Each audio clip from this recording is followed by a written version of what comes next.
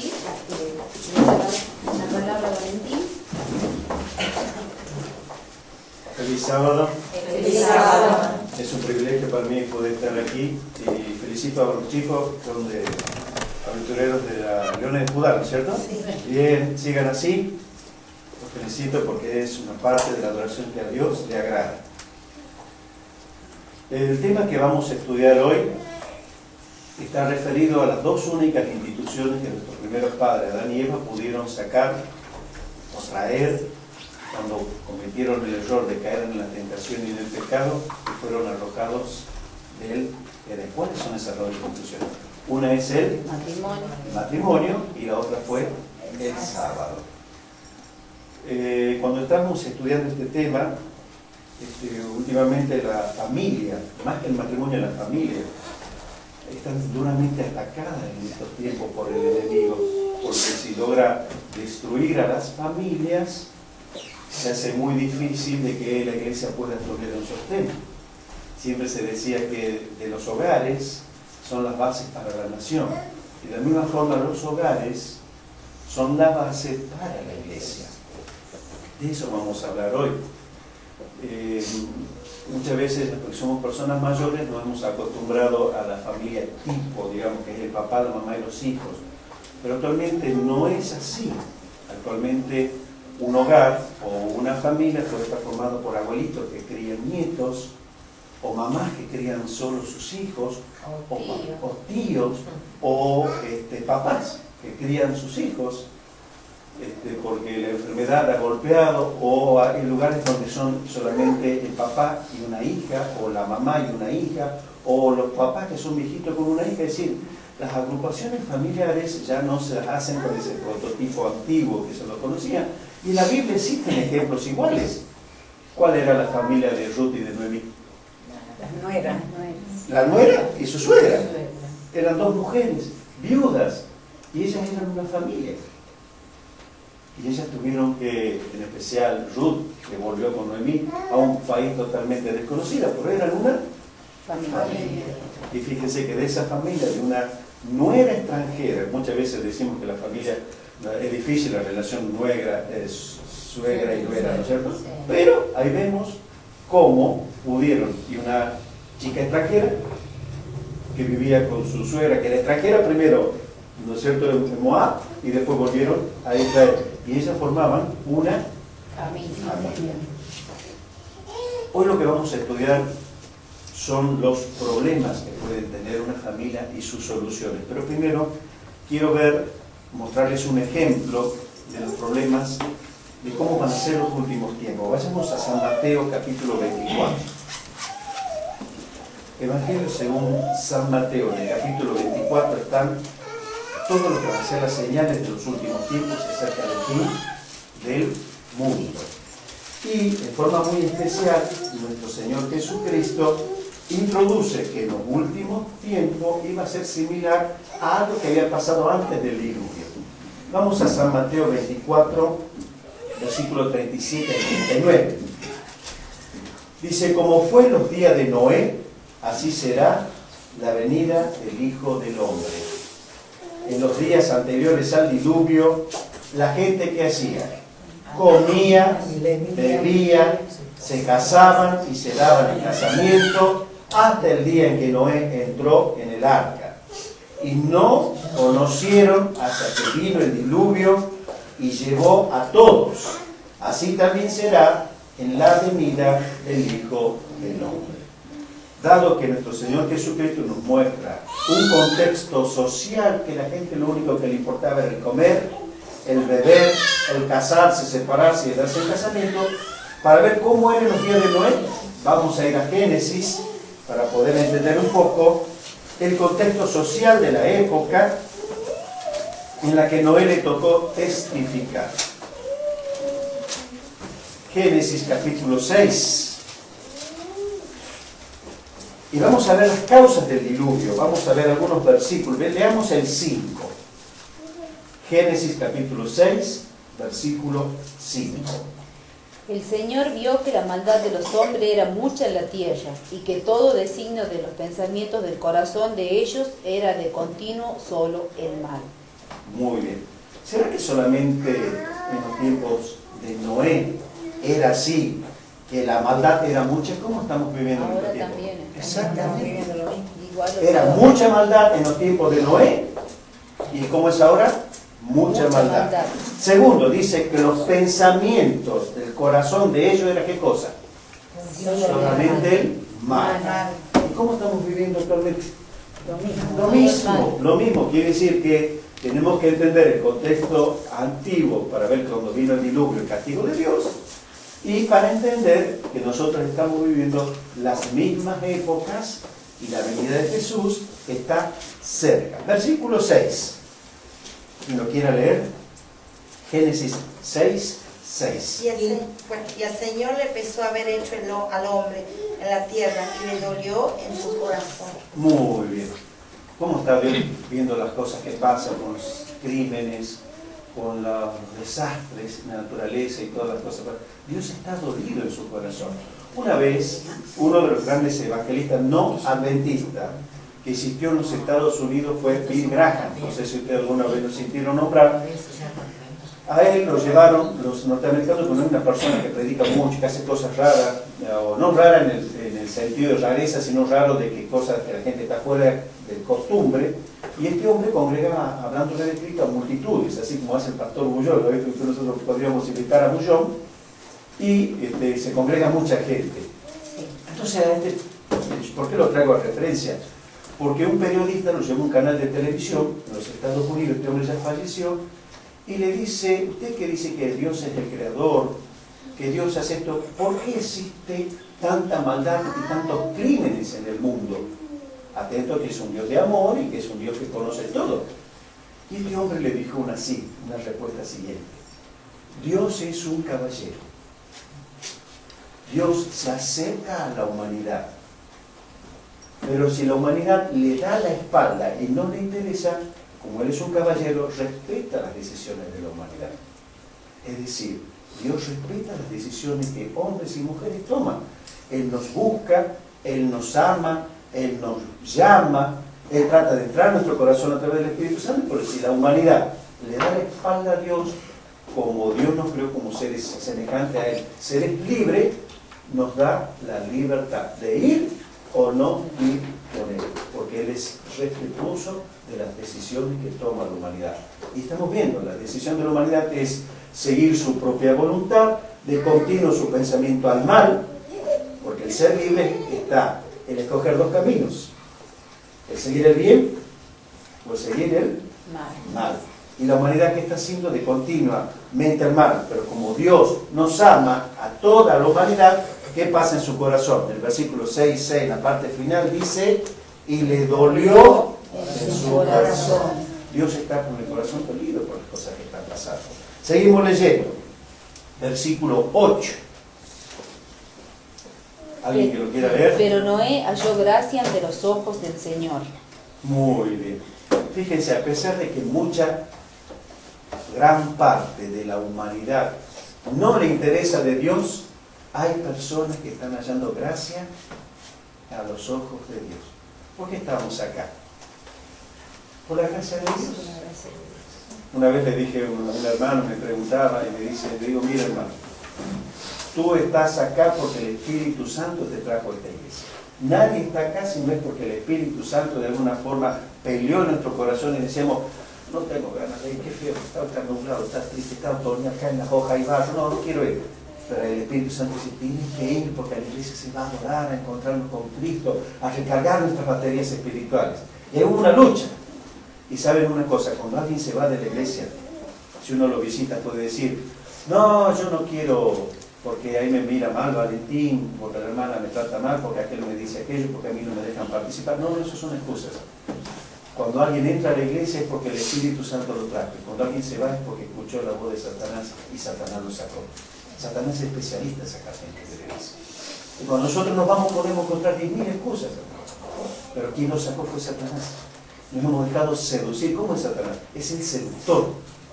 Y no puede seducir a un joven con una chica linda, que no es de la iglesia. O una chica con un joven fuera de la iglesia. Y fue utilizando ese instrumento para seducirnos y sacarnos de la iglesia. o cualquier cosa, excusas, o enfermedad, o problemas en el trabajo, distintas cosas, el enemigo nos seduce y nos saca. Entonces, si nos vamos, ¿quién nos sacó? ¿El Satanás? Seguimos avanzando. Versículo 13. Dice que el Señor le hace una advertencia a Noé y nos hace también a nosotros. ¿Qué dice el versículo 13? ¿Quién lo lee? Así dijo Dios a Noé: decidí poner fin a todo ser viviente, porque toda la tierra está llena de violencia a causa de ellos. Por eso lo destruiré con la tierra. Muy bien. ¿Y nosotros no somos el pueblo del fin? ¿Y qué va a pasar con esta tierra? Va a ser destruida. Es decir, nosotros hemos hallado gracia en este mundo de maldad y el Señor nos está advirtiendo, porque somos el pueblo del juicio, que este mundo va a ser destruido. ¿No es igual lo que le pasó a Noé, lo que nos pasa a nosotros? Muy bien. Sabiendo todas estas cosas, que el mundo va a ser destruido, ¿qué tenemos que hacer nosotros? ¿Qué hizo Moisés? Y ahí vamos a ver nosotros qué tenemos que hacer. Versículo 14. Hazte un arca de madera resinosa. Harás aposento en el arca y la embutenarás con brea por dentro y por fuera. De esta medida la harás. Ahí nomás, ahí nomás. Él tenía que preparar un arca. Es un barco. Cuando uno dice arca, es un barco. Ese barco iba a ser su hogar. ¿Están entendiendo? Él tenía que preparar algo rarísimo, porque nunca había llovido, nunca había habido grandes mares en la extensión de la tierra, pero él tenía que preparar un hogar. ¿Para qué? Versículo 18. Pero estableceré mi pacto contigo, y entrarán contigo en el arca tus hijos, tu esposa y las esposas de tus hijos. ¿Quién tenía que entrar ahí? Familia. Su familia. Su familia, su grupo familiar. En este caso sabemos cómo estaba constituido, pero cada uno tiene que preparar su hogar. No sabemos dónde nos llamará el Señor para proteger a su familia. No importa cómo la familia esté integrada, cuando el Señor nos llama, cómo nos encuentra a ese núcleo familiar, a ese grupo familiar, como esté integrado, tenemos que prepararlo para que sea salvación para nuestro hogar. ¿Qué hizo Noé? Versículo 22. Y Noé lo hizo así, hizo conforme a todo lo que Dios le mandó. Muy bien. ¿El que hizo? Obedeció. ¿Qué tendríamos que hacer nosotros? Ser Obedientes. obedientes. Entendiendo que tenemos que preparar nuestros hogares, nuestra familia, nuestros hijos, o nuestro papá, o nuestra mamá, o nuestra agrupación familiar, como esté, así como Ruth y Noemí prepararon su hogar para el encuentro con Jesús, estar preparados para que el Señor nos llame, de la misma forma nosotros tenemos que preparar nuestro hogar. Pero ustedes saben que el seductor es el enemigo de Dios, que quiere destruir nuestra familia, como dice Pedro, que anda como ¿qué? Como león rugiente buscando a quién devorar. Hay muchas familias del mundo que ya las tiene, él ya lista en la bolsa para comérselas, destruirlas. El devorar es destruir. Como si se prendió el fuego y devoró toda la casa. Bueno, de la misma forma se hará. ¿A cuáles familias está él preocupado por agarrar? A las nuestras. A las nuestras. Como dice la palabra de Dios, que se airió y se enojó y se fue a hacer guerra ¿contra quién? Contra aquellos que guardan los mandamientos de Dios y tienen el testimonio de Jesucristo. Entonces, él está buscando destruir las familias que tienen el testimonio de Jesús y que guardan los mandamientos. Pero ustedes imagínense, aquí me aparece Satanás así, enojadísimo como león. ¿Qué hacemos nosotros? Saldríamos corriendo a buscarlo a Cristo. Entonces él nos va a seducir por algunas cosas que yo les pido que estén atentos para saber si nos está pasando, podamos evitarla. ¿Cuáles son algunas de estas cosas? O 12 que voy a nombrarles, que son elementos por los cuales el enemigo nos entrampa y nos separa de Dios. Las enfermedades. Esa es una, pero ya la vamos a ver. Dice, el exceso de trabajo, compromiso o el agotamiento físico y las enfermedades. Hay personas que trabajan y no descansan ni el sábado. Y a ustedes les dicen algo y dicen, no puedo. Tengo que mantener mi familia. El exceso de trabajo, no darle tiempo a Dios en nuestra vida es peligroso. Los compromisos, el agotamiento físico que puede llegar aquí, como el hermano nos dijo, al enfermedad. Cada uno sabe. Yo hago un resumen, hermano, le doy títulos. Ustedes vean después. Segundo, las deudas muy grandes. y el conflicto en cuanto a cómo se gasta el dinero. Hermanos, son tiempos difíciles, estamos en crisis, en cualquier momento vamos a enfrentar situaciones de angustias. Entonces el espíritu de profecía dice, huir de las deudas como si fuese una lepra, una enfermedad. No nos podemos endeudar, son tiempos que no podemos porque no sabemos si vamos a poder cumplir. Hay gente que dice, ay, yo gano 1000, el auto, pago la cuota de 500, no, y ahora ya le van a subir la cuota del auto y le van a subir la cuota. Entonces, hermanos, si no podemos, es mejor que no nos introduzcamos en deuda porque estamos en periodos inflacionarios y se nos angustia la familia, ponemos serios problemas. Si hay algo que no lo podemos comprar, no lo compremos. Huyamos de las deudas como si fuese una enfermedad. Seamos cuidadosos con eso. ¿Cuál es otro de los problemas que tenemos dentro de la iglesia? Y es lo que el pecado inyectó en la humanidad, el egoísmo. El egoísmo es algo de lo que nosotros tenemos que... El egoísmo y el orgullo es como Satanás, lleno de orgullo y de egoísmo, atacó a Cristo y hubo esa gran batalla en el cielo. Y eso mismo trajo a la tierra. ¿Qué le dijo Eva? El día que comas seréis como dioses. Ah, yo como un dios. Egoísmo, yo. Y el orgullo. Cuidado que algunas veces dentro de nosotros nos puede tocar que nos volvemos orgullosos y egoístas. Es parte del pecado. ¿No viste que hay un niño recién nacido? Le dan algo y ustedes después se lo quieren quitar. ¿Y qué empieza a hacer el niño? ¿Verdad? Porque no se lo quieren quitar. ¿Por qué no lo vas a quitar? Y somos así. La humanidad es egoísta. Otro problema que puede haber en un hogar es la interferencia de personas ajenas al hogar. Lo que es de la esposa y el esposo, por dar un ejemplo nada más, tiene que ser de ellos dos. No pueden darle participación ni a amigos ni a amigas de la familia. Y algunas veces, prudentemente, los suegros no tienen que inmiscuirse, tienen que dejar que el hogar se consolide. Pero cuando damos intervención a terceros se pueden producir serios problemas. Otras cosas que pueden traer problemas dentro de un hogar son los celos, la falta de respeto a la autonomía y a la libertad de la otra persona. Otros temas que nos pueden afectar a nuestra familia es el uso del alcohol u otras sustancias químicas.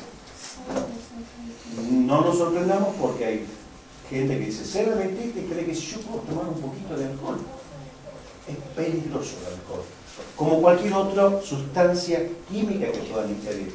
No nos sorprendan porque nuestros hijos pueden entrar en contacto con drogas.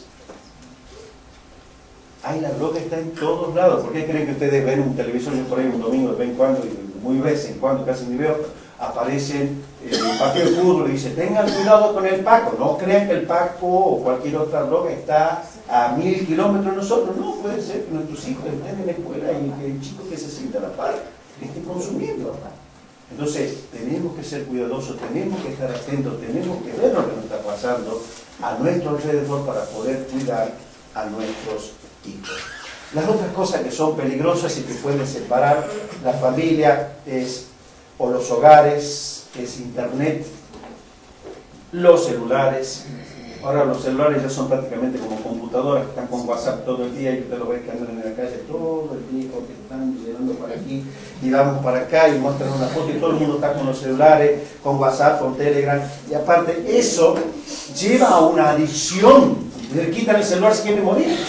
Los chicos pasó algo, si quieren morir. Es un vicio. Es un vicio algunas veces, por eso, pero no estamos exentos nosotros. Y dentro de los celulares o dentro de internet, que son buenas herramientas bien utilizadas, está el peligro también del juego de azar, de otras adicciones y de la pornografía. Seamos cuidadosos, que eso nos afecta tanto a pequeños como a grandes. No crean porque yo soy grande, yo puedo ver esas cosas, sino porque nos sorprendió una vez un niño estaba jugando por computadora a hacer goles. Era un arquito, un arquero, y él con el mouse hacía así, apretar el botón y era como que pateaba al arco, ¿no? Un juego más sencillo que podemos decir. Y en un momento se hacía 3 goles, apareció una imagen, niño de 7, 8 años, una imagen de una mujer invitando a ver pornografía. Y usted puede decir, ¿por qué culpa tiene esa? Y así se introduce. Y la curiosidad y nos lleva. Entonces, Y no solo, últimamente los informes técnicos hablan de que son solamente los hombres los que ven pornografía, sino también las mujeres, y nos hemos sorprendido porque no hace poco, un par de semanas atrás, veíamos que de Estados Unidos denunciaban a un profesor de Tucumán que estaba con material pornográfico. ¿Hasta qué extremo estamos llegando que se nos debilita y nos ataca Satanás y nos busca por distintos lugares? Segundo, los otros problemas que podemos tener es la soledad. Hay personas que están solas o están dentro de un núcleo familiar pero se sienten como aisladas. Hablaba con una persona esta semana que me decía, mi hija dice, se sube, no quiere bajar, baja a cenar, nada más charlamos un ratito, se vuelve a subir, está todo el día encerrado. Son problemas que quizás necesiten apoyo terapéutico, apoyo de la iglesia o apoyo de la familia. Pero uno contaba en estas cosas. El tema de la infidelidad. ¿Puede haber infidelidad? El fracaso o el éxito en los negocios. Qué sabio que era Salomón, a pesar que era el hombre más rico, el hombre más sabio, dijo, Señor, no me des de más para que me olvide de ti, ni de menos para que maldiga tu nombre. Puede ser que nos embarquemos en un negocio, yo me voy a hacer socio y vamos a vender esto, y después con los millones que vamos a ganar vamos a comprar aquello, y yo voy a ser estudiante misionero. Puede ser que fracase el negocio y quedamos endeudados con serios problemas económicos, o puede ser que sea un éxito de tal forma que sea un super negocio, que yo por estar metido en este negocio tan exitoso, me olvide de Dios. Cualquiera de esas cosas pueden ser elementos que pueden llevar a la fractura de un hogar, al cansancio y que el hogar pierda la comunicación que tiene que tener. Y lo último, el casamiento demasiado joven. Ustedes saben que últimamente estamos encontrando un hermano, él tenía que visitar a una persona al hospital y yo estaba en otro lugar visitando personas, entonces dividimos el equipo de ancianos, ¿no? Y este hermano llegó y dice que era una nena de 12, 13 años con un bebé. Y él por curioso dice que tu hermanito no es mi hijo. Claro, una persona de 74 años, todavía no le entraba en la cabeza, pero 12 años. Y dice, ¿y tu esposo, Fernando? Él le dice, y era un chico de no tener 13, con una gorrita, con alguien, con el celular jugando. Él dice. Y nos causa gracia, pero deja la realidad a 12, 13 años, era una pareja. ¿Y cómo hace? No, dice, con el plan y con los papás que nos ayudan, dice, está muy bien. Está comprobado que aproximadamente de cada 10 parejitas que se forman, en menos de un año, el 90% está disuelto. No logra consolidarse entre los 14 y 17 años, no logran consolidarse porque no tienen elementos. Con 12, 13 años, 14 años, ¿qué pueden saber de la vida, de la responsabilidad, de la crianza? Entre 18 y 19 años, que también son la gran mayoría en estos momentos, dice que una vez y media que no se va a consolidar la relación. Y lo que más estabilidad logra son los matrimonios que se concretan entre los 20 y los 30 años. Pero es la realidad, cómo el enemigo ha ido atacando y diezmando familias. ¿Cómo están las estructuras familiares cuando vayamos a predicarles y encontramos chicos de 12 o 13 años que ya están con hijos y con... Pues por esa es la realidad que tenemos social. Quizás nosotros podamos decir, pero Valentín, mira, nada de eso a nosotros nos pasa, gracias a Dios. Pero quizás Jesús en mi casa está en la situación que yo lo veo, porque acuérdense, ¿qué le dijo a Noé? Que haga un barco, ¿no es cierto? Un arca.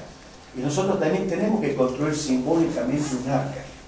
Nuestro hogar tiene como ser ese barco que va a navegar sobre este mundo, esa inundación de maldad que nos está atacando a los hogares, a la iglesia, a mi familia. Tiene que ser un barco que pueda navegar por encima de esta ola de maldad que nos está atacando.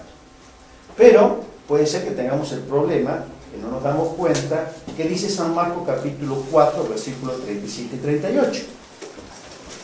¿Quién lo encuentre y me lo quiera leer a San Marcos capítulo 4, versículos 37 y 38, se lo agradezco. San Marcos 4, 37 Y se levantó una borrasca que echaba las olas en la barca, tanto que se anegaba. Pero Jesús estaba en la popa, durmiendo sobre un cabezal. Lo despertaron y le dijeron: Maestro, ¿no tienes cuidado de que padecemos? Perecemos. Es decir, yo tengo mi barca, que está en una inundación de maldad, pero quizás a Jesús lo tengo dormido. ¿Cómo iba Jesús en la barca con los discípulos? Dormido.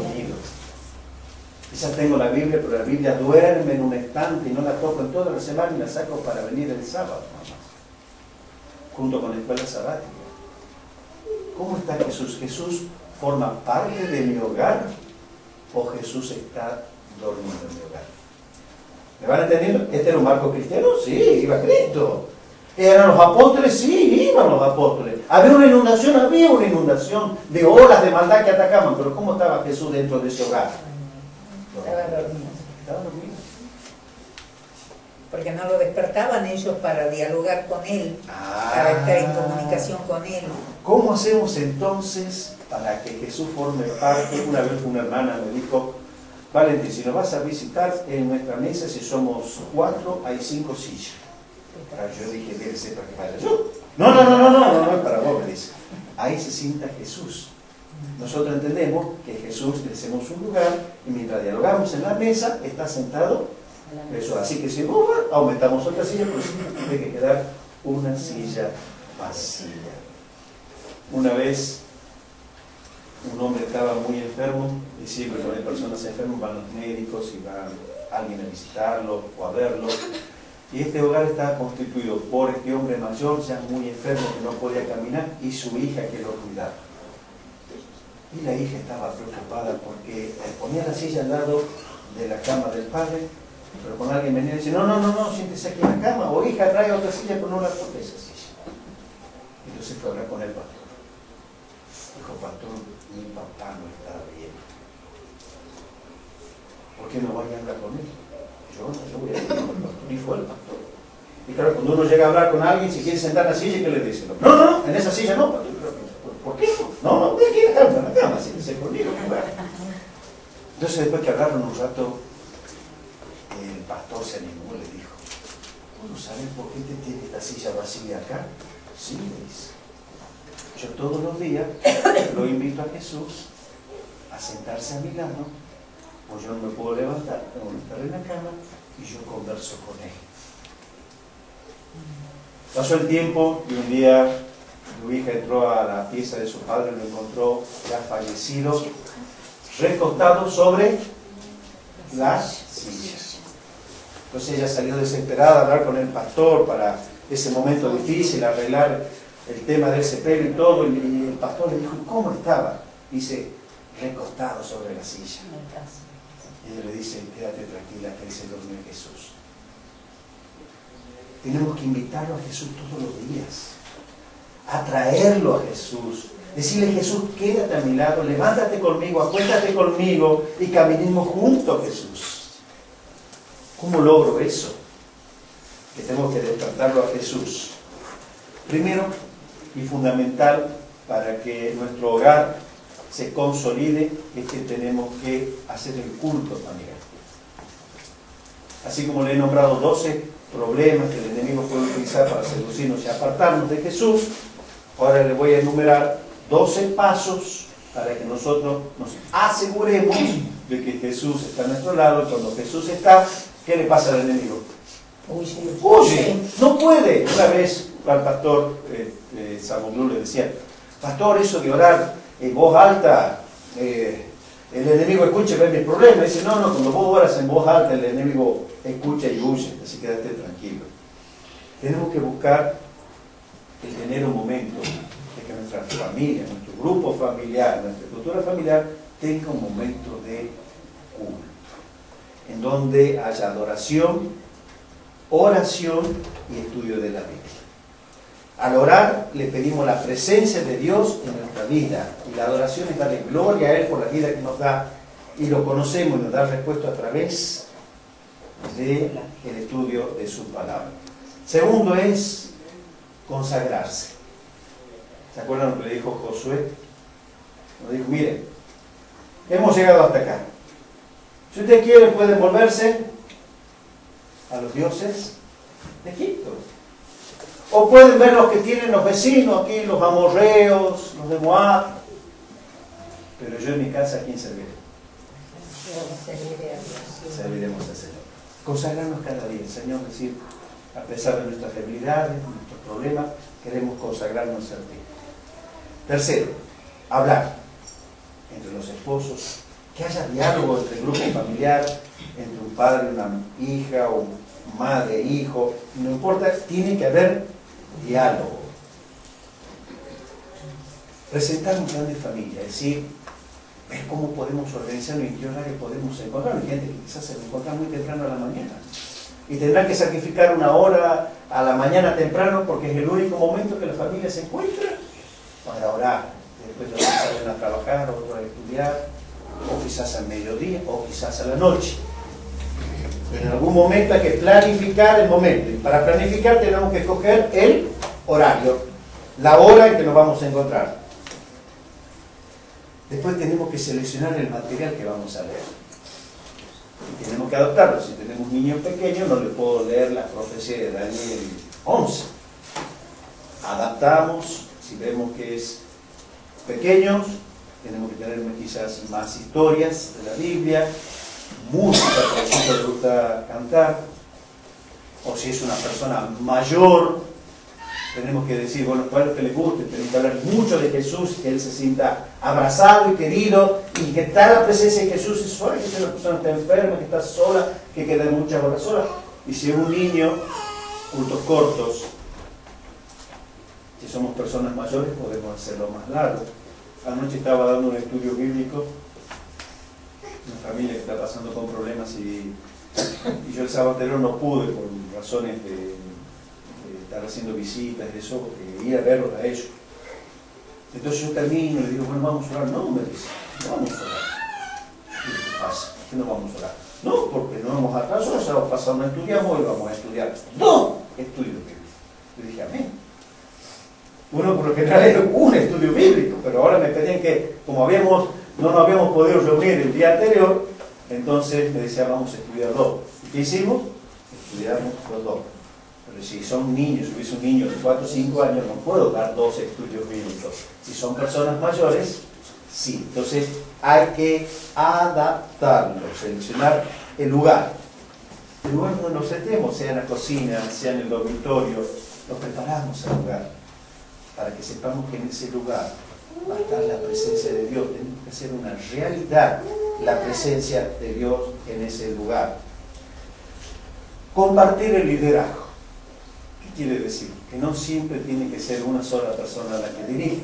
Hoy puede ser el papá, mañana la mamá, el otro día la abuela, o el abuelo, o el niño. El niño él prepare. ¿Por qué en estos días que han sido tan especiales, por qué no hacerlo que los chicos en el hogar, si hay muchos chicos, hagan una representación de lo que les pasó y nos cuenten cómo entendieron y cómo era y qué dijeron? ¿Por qué no hacerlo? O si en Navidad, ¿por qué no hacer un pesebre con los niños? ¿Se dan cuenta? Adaptando el mensaje. Ser reverentes. En la presencia de Dios tenemos que ser reverentes. Por ahí en las iglesias grandes se está perdiendo la reverencia. Hay un hombre que quizás esta tarde se bautiza en la iglesia del centro, cuando lo visitábamos, y dice, yo estoy acostumbrado a la vieja iglesia. ¿No? Recién estamos bautizados, digamos, 30 años que conoce el mensaje, pero decidió bautizarse hoy, si Dios lo permite. Pero me dice, en la iglesia del centro, el pastor le decía, hermano, me dice, usted sabe que la iglesia del centro antes tenía la escuela, y los chicos estaban todo el día ahí, como que se le hacía una costumbre, es decir, la escuela, el correr, el ir, el volver, y entrar al templo es como que se le hizo. Bueno, dice, pero yo no me acostumbro.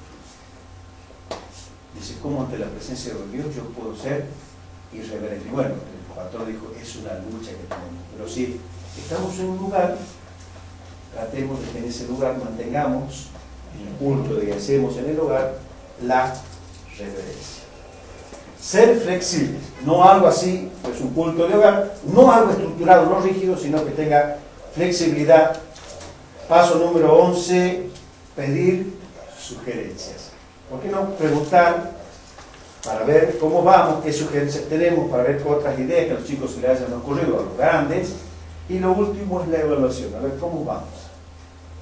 Porque normalmente el hombre es un animal de costumbre, después ya lo hacemos por costumbre y no porque verdaderamente es la influencia del Espíritu Santo que trabaja en nuestra vida, sino que algo que ya lo hemos mecanizado de una forma y ya queremos siempre hacerlo así.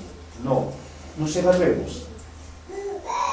¿Cómo estamos haciendo ese culto? Y si logramos con este objetivo de hacer un culto que agrade a Dios, la presencia de Dios se va a manifestar con poder en nuestras vidas. Como dice Josué, yo y mi casa serviremos al Señor. Que eso lo podamos hacer. No es fácil, porque el día que nosotros queramos hacer eso, el enemigo seguro que a los hombres nos va a poner un partido de fútbol o va a poner algo en ese horario, y nuestra mente ¿en qué va a estar? Entonces ahí voy a tener que luchar con mi mente. O quizá una dama va a decir, justo le han cambiado el horario de Avenida Brasil. ¡Ah! ¡Ah! Pensemos y le demos siempre el lugar que le corresponde a Dios, que es Él primero. Y ahí veremos cómo, a pesar que haya tormentas que ataquen nuestro hogar, nuestra barca, si el Señor está despierto, Él va a reprender al enemigo. Que Dios los bendiga. Amén. Agradecemos por el hermoso mensaje. Ya para ir despidiéndonos, nos ponemos de pie para entonar la estrofa del himno.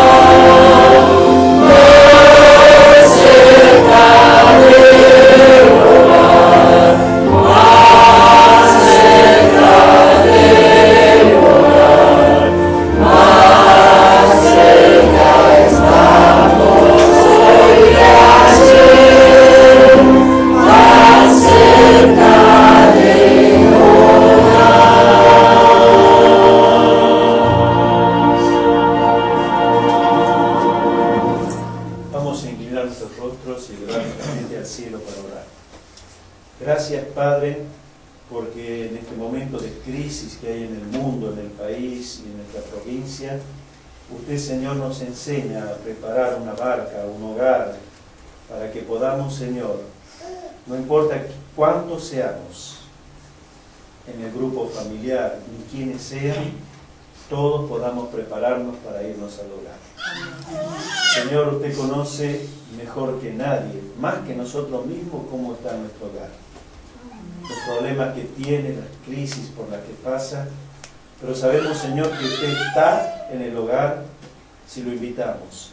Y si usted está a nuestro lado, Señor, no importa la crisis que tengamos que enfrentar, tanto interna como externa, usted, Señor, nos va a fortalecer en toda prueba para salir adelante fortalecidos con la ayuda de su Espíritu Santo.